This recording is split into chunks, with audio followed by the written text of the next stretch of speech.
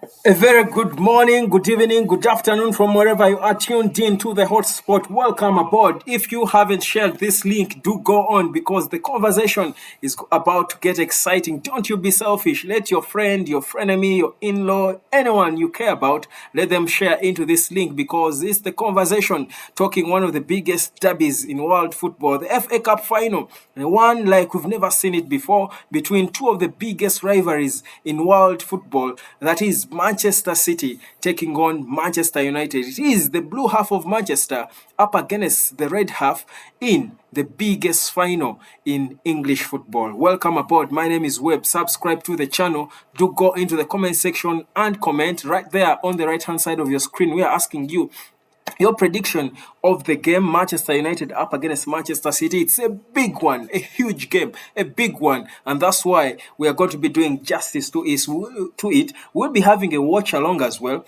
That is tomorrow before the game. We'll start early a bit, but when we get proper into the game, we'll have a continuous watch along. And let's go. I just enjoyed this game together from wherever you'll be watching it. Let's talk about it as we watch whatever is happening. It's going to be massive. It's going to be huge. I will be telling you about the lineups when they are confirmed. Maybe before we finish this one tonight, I might go into the Pro Bowl lineups. But my focus tonight was about the key battles we are about to see between the two teams, Man United and Manchester City. When these two teams face off, obviously, all the time, nearly guaranteed, you will expect some key battles in different areas. From way back from the years of Wayne Rooney, he has scored a stunner, probably the most beautiful goal a Manchester United footballer has scored. That volley against that scissor kick against Manchester City. That's one. I mean, the rivalries have been interesting and they've had some stars involved in them. But speaking of stars, I think the star among stars right now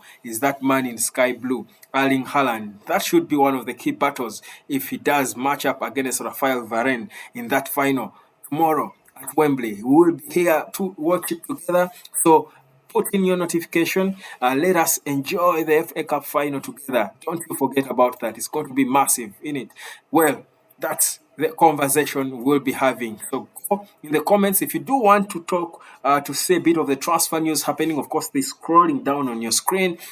You will see some of the stories. For today, I want to just focus a little more on this FA Cup final, not a lot on the transfers and the speculations. So you enjoy a bit of the scrolls. Tammy Abraham apparently is available for sale. He could be returning to the English Premier League. Those are some of the rumors going on. But let's get proper into this big football talk, this big game talk between Manchester United against Manchester City. Now, it's going to be exciting. Like I said, there are certain areas that are going to be key in this game, whereas the difference between these two teams might be almost night and day. Manchester City clearly is far ahead of Manchester United. You feel ever since Man City got that oil money, things have changed a lot for them, and that's why they do win, games and titles and finals like this for fun. If you ask me, they are coming into this one as odds-on favorites to win it. Well, clearly vindicating what perhaps we are beginning to see lately, that money can buy titles, can't it?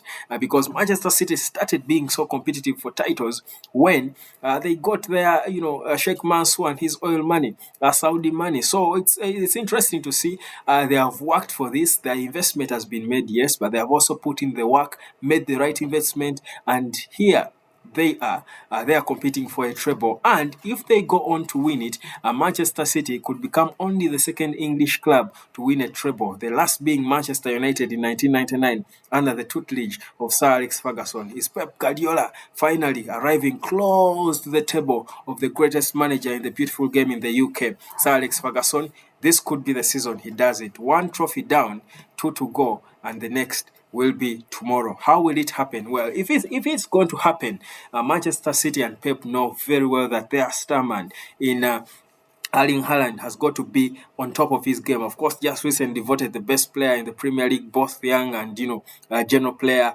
He has been, of course, was the top scorer, bagging 36 goals for Manchester City. Yet he arrived about 6 games late in the Premier League.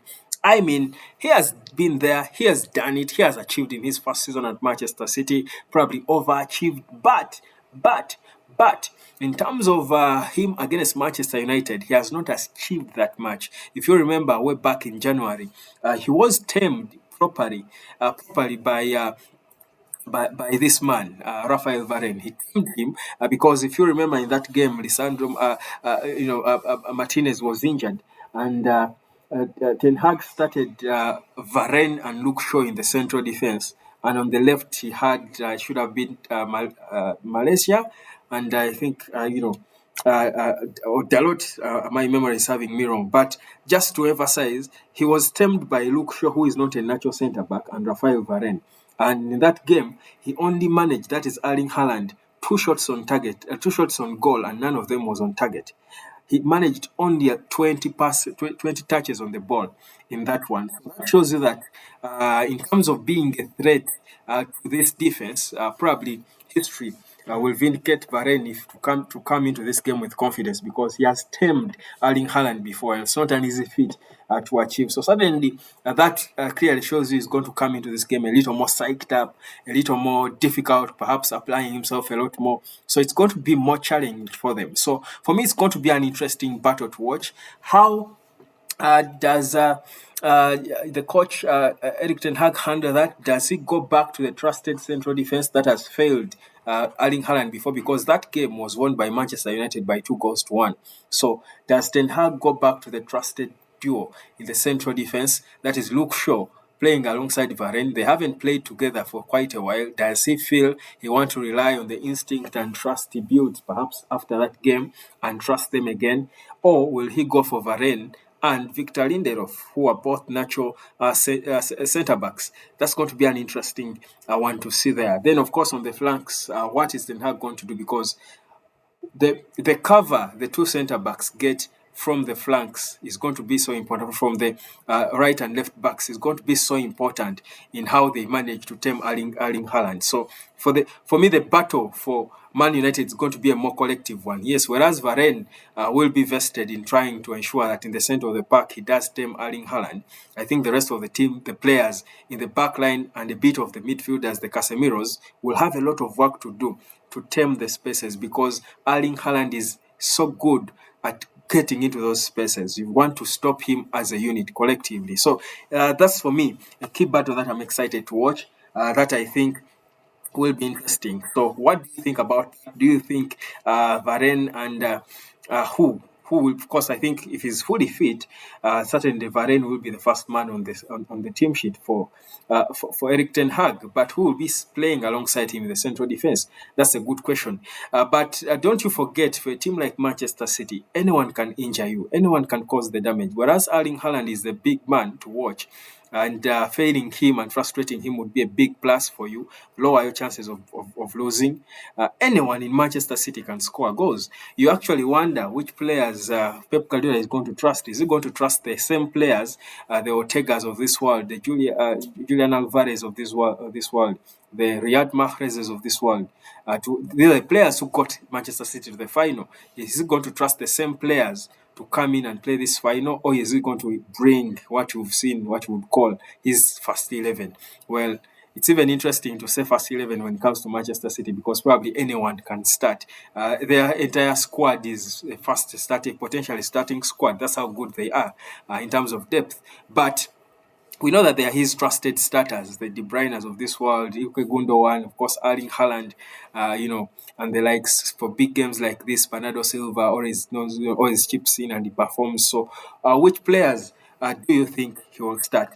Well, as you perhaps contemplate on those, there is one key player for Manchester City who I think is going to be a key figure in this game if Manchester City is going to go on and play. And I think he's going to make one half of another interesting battle that I'm here to talk about tonight. This man, Rodri. If you ask me, he's one of the better players of Manchester City. In fact, he reminds me of Fernandinho at Manchester City. If you do remember, whereas Manchester City has always had brilliant players, whenever they lacked Fernandinho, they lacked something. They lacked balance. They lacked something in the center of the park. He was a vital component in that midfield for Manchester City. I do feel Rodri is that person. And for him, the battle is going to be with this man. I think his battle is certainly going to be with this man, Bruno Fernandes, there because he's the creative man, mostly for Manchester United, at least for now, before the talk of Mount, Mason Mount, and perhaps rather Christian Eriksen, who probably won't be starting this one. But that man is the man to stop for Rodri. I think he's going to be giving him a lot of work to do. So for me, a battle is going to be another interesting battle. How Rodri terms Bruno Fernandes is also going to play a significant part in who turns up on top of this game. So that's another important battle that I can't wait to watch in this one.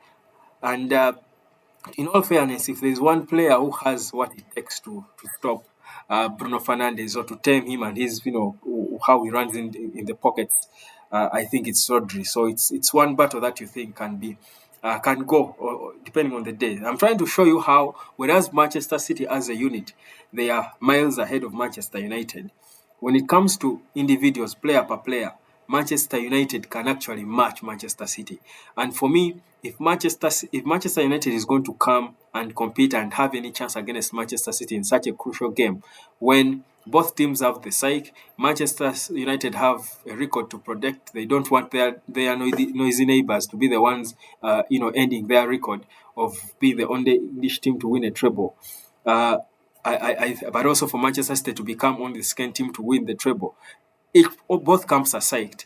But for Manchester United to have a chance in this game, for me, the strategy has got to be more about trying to match certain players when it comes to individual. Because when you take the unit, I don't think the Manchester United unit on any day can beat the Manchester City unit.